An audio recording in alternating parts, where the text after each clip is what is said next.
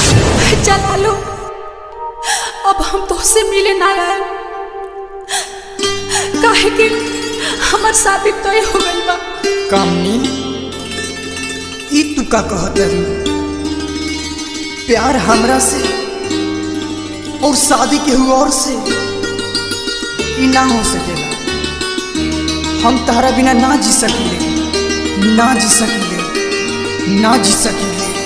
जब जाए के रहे तब प्यार काहे कैलू?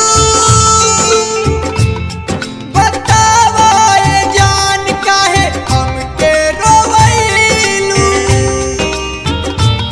जब जाए के रहे तब प्यार काहे कैलू?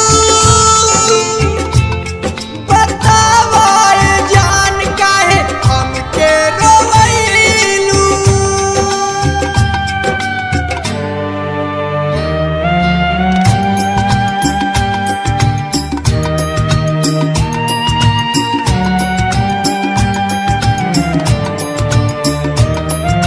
रंगोली स्टूडियो मीरगंज। ई दिलवा ही धड़कता तुहरे ही नामे, हरदम रहिला बस तुहरे धियाने। तू हमरा के झूठा यकीन ना दिलावा, कौन कमी भइल नाही हमके बतैलू?